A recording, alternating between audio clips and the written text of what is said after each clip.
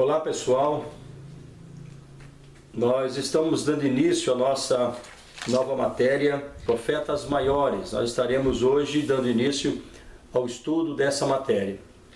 Quero, na página 3, falar sobre o conteúdo programático.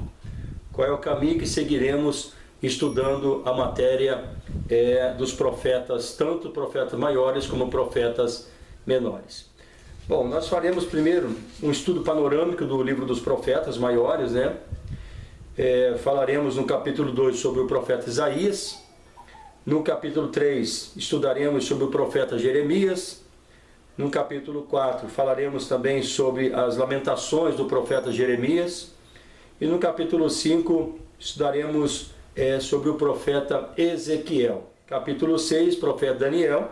Bom, no livro de vocês, na página 4, capítulo 1, um estudo panorâmico. Nós não vamos nos aprofundar muito no estudo do livro dos profetas, mas vamos falar de uma forma panorâmica para que vocês possam ter uma compreensão do livro desses homens, os profetas que foram instrumentos de Deus para nos transmitir verdades bíblicas. Então nós temos aqui, na seção profética do Antigo Testamento, nós vamos encontrar alguns tesouros espirituais aqui. Tá? E esses tesouros é muito interessante nós temos em mente, né, essas revelações, essas profecias, que ela não foi destinada somente à nação de Israel. Nós temos em todo o contexto do livro do Antigo Testamento, né, os livros dos profetas, sejam maiores ou menores, mensagens direcionadas ao povo de Israel, à nação de Judá.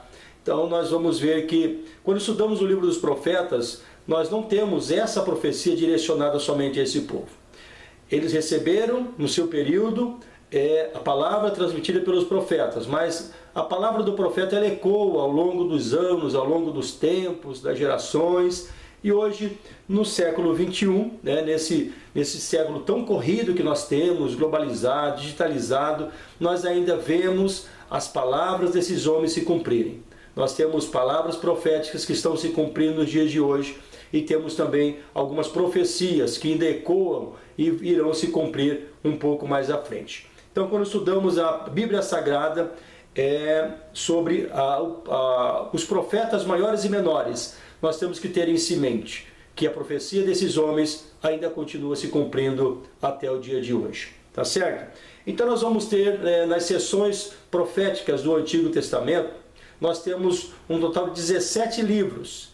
Então, nós temos 5 chamados de profetas maiores, como nós já vimos isso na nossa matéria Introdução Bíblica, e 12 chamados de profetas menores. Então os profetas menores não são chamados de menores porque são de menos expressão ou foram menos usados por Deus. É porque o seu livro são livros mais compactados, são menores, de menos capítulos, por isso, mas o teor profético também tem uma contundência muito grande, tá certo? Esses homens, eles foram profetas do grande Yahvé, profetas de Deus, e principalmente profetizaram no período monárquico, quando os reis de Israel estavam governando sobre o povo. E passaram por um período de mais de 400 anos profetizando. Então nós temos um período profético de 400 anos, sendo que o profeta Malaquias foi o último dos profetas do Antigo Testamento.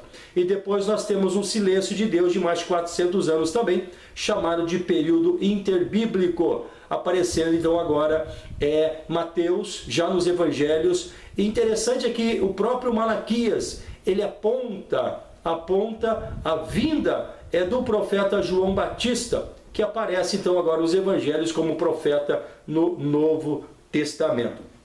Pois bem, quais são os livros que compõem os profetas maiores? Nós temos então eles: Isaías, Jeremias, Lamentação de Jeremias, Ezequiel e Daniel, cada um com a sua peculiaridade aqui. Quais são os livros que compõem os profetas menores? Nós temos aqui os seguintes livros: Oséias, Joel, Amós, Obadias, Jonas, Miqueias, Naum, Abacuque, Sofonias, Ageu, Zacarias e Malaquias. É muito importante aqui, nós abrimos um parênteses aqui, para dizer que esses profetas anunciaram coisas extraordinárias. Quando olhamos então o profeta Miqueias, ele aponta o nascimento de Jesus. ele aponta a cidade, ele aponta o período que Cristo nasceria. Nós vamos ver o profeta Malaquias, como citei, citando também a vida de João Batista. Enfim, como já falamos, o livro dos profetas, tanto maiores como menores, contém tesouros espirituais para nós, a igreja do século 21. Bom, é importante ressaltar, pessoal, que aqui o que foi dito ou escrito pelos profetas lá no passado, Israel, ele não é somente um material literário restrito àquele período, tá? Essas verdades, como já falei, elas se encontram hoje em nosso meio, estão acontecendo de uma maneira tão clara para o estudante de teologia que procura se atentar a isso. Tá? É muito importante lembrar a vocês que nós, estudantes de teologia, temos que ter uma visão diferenciada dos acontecimentos do mundo. Tudo que acontece no mundo, nós temos que observar e analisar de acordo com a palavra de Deus, porque com certeza encontraremos aqui fatos importantes que já estão relatadas na Bíblia Sagrada. Tá certo? Mas quem era o profeta no Antigo Testamento? Quem era esse homem chamado profeta no Antigo Testamento? Estou na página 4 do livro de vocês, no capítulo 1, fazendo aqui um estudo panorâmico, aqui, uma introdução sobre o livro dos profetas. Quem era? Bom, primeiro nós temos que ver, entender o que é que a Bíblia nos revela sobre o ser profeta, sobre o profeta. Tá? A palavra profeta do Antigo Testamento, ela tem a sua raiz, ou na sua origem, a palavra hebraica, nabi. O que significa a palavra nabi, no sentido de toda a extensão do Antigo Testamento aqui, quando ela é aplicada ao profeta de Deus? Significa aquele que fala ou declara uma mensagem em nome do Senhor. Então, o nabi, ou o profeta, ou a palavra utilizada para se referir ao profeta do Antigo Testamento, ela é definida como aquele que fala ou declara uma mensagem no nome do Senhor. Tá? Nós sabemos que os profetas falaram no nome do grande Deus Yahvé, o Deus de Israel. Tá certo? Então eles comunicam aos ouvintes, aos leitores também, a vontade do próprio Deus. Tá certo? Deixando ali então a mensagem para o coração da igreja. Bom, a palavra no grego também para profetas é própetes, tá? No hebraico nabi e no grego própetes. O que significa no grego própetes? Aquele que fala sobre aquilo que está por vir ou adiante. Então nós temos ali no Antigo Testamento muitas profecias cumpridas, profecias que iniciaram, tá certo? Principalmente Isaías nos seus primeiros capítulos, Jeremias nos seus primeiros capítulos, nós vamos ver eles profetizando que Deus traria um juízo sobre a nação. Então eles profetizaram, muitas coisas já aconteceram na época deles mesmos. Agora o própetes no grego aponta para um homem, um profeta que anuncia coisas que há de vir lá adiante. Aqui nós temos uma definição já do profeta como aquele que anuncia o futuro, profecias que ainda não aconteceram. É assim que é definido então a palavra profeta no grego. Virando para a página 5 do livro de vocês, ainda na introdução que estamos fazendo, o própetes é aquele que conhece o futuro, porque Deus lhe revelou. E assim ele comunica o que recebeu de Deus por inspiração. Tá certo? Então nós vemos aqui esse ministério preditivo profético, ele é subentendido como aquele que anuncia, aquele que fala, comunica o que ele recebeu por inspiração. Tá certo? Esses homens não falaram por vontade própria, eles falaram realmente movidos, inspirados pelo próprio Deus. Lembramos que sim, existiam falsos profetas no Antigo Testamento, que falavam de acordo à necessidade dos reis. Mas quando falamos desses homens, esses profetas, esses livros que foram selecionados no cânon, passaram nesse período da seleção dos livros sagrados, esse sim tem um teor voltado ao anúncio do que estava no coração de Deus. Tá certo, pessoal? Bom, no Antigo Testamento, nós também encontramos aqueles livros proféticos, ou livro dos profetas, que são chamados de livros messiânicos, ou profetas messiânicos. O único motivo é porque eles anunciaram a vinda do Filho de Deus. Isso nós temos aqui o profeta que, por mais vezes, ele relata, aponta a vinda de Jesus, né? Isaías, ele é chamado como profeta messiânico porque ele traz, nas suas profecias estão contidas verdades que estão apontando diretamente para o nascimento de Jesus. Principalmente o capítulo 9, quando ele fala que daquele homem que nasceria, né? Aquele homem que seria o maravilhoso, Deus forte, conselheiro, né? Ele aponta ali diretamente para Jesus. E quando nós olhamos também o seu livro, ele aponta dizendo sobre o servo sofredor, em Isaías 53, discorrendo ali, falando sobre o Filho de Deus que viria como um servo sofredor. Então o seu livro é chamado, também conhecido como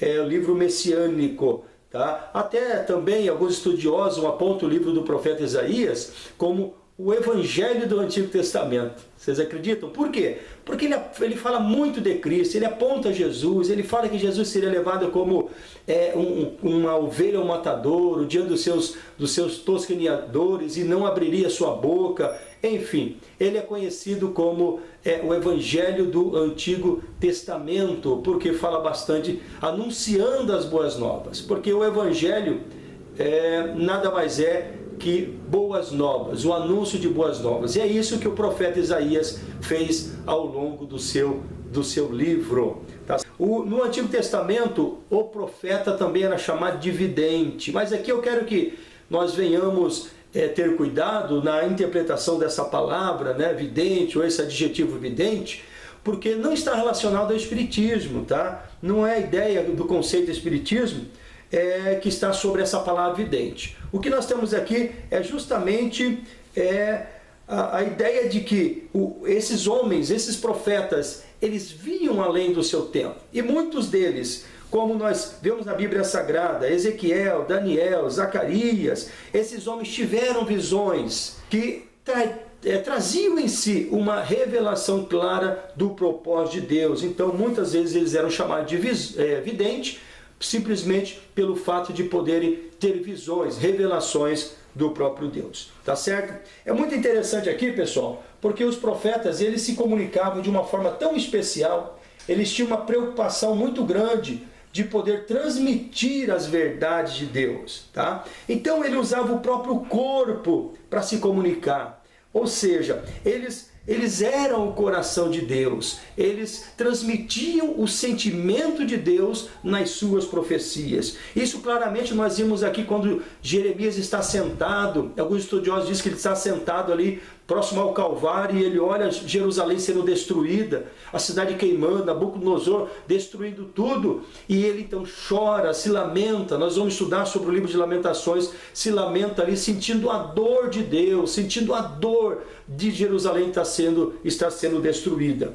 Então nós vamos ver o próprio profeta Oséias sendo mandado por Deus para poder buscar uma mulher prostituta, casando com ela, depois ela o trai, vai embora, mas ele recebe a ordem para ir buscar a sua amada novamente, e ele traz ela nos braços, demonstrando ali o sentimento de Deus com a nação de Israel, o desejo de ter a nação, a sua esposa, a sua noiva, de volta aos seus braços. Enfim, nós temos também o profeta Jeremias, que por um tempo coloca em seu pescoço um pedaço de madeira chamado junco, e ali então ele começa a andar pelas ruas com aquela madeira no pescoço, mostrando o jugo que viria sobre a nação de Israel. Nós temos também o profeta Ezequiel, que Deus diz para ele: você não terá direito a velar e nem chorar a morte da sua esposa. Observem que Deus, esses homens transmitiam o que estava no coração de Deus. Tá? Eles entregavam a sua vida com um único propósito: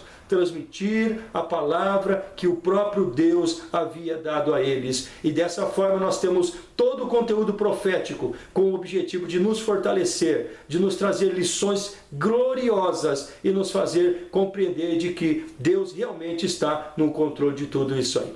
Beleza, pessoal? Um abraço para vocês. Nos veremos daqui a pouquinho no segundo vídeo dessa nova matéria, Profetas Maiores. Vamos falar sobre o livro do profeta Isaías a partir de agora. Um abraço para vocês.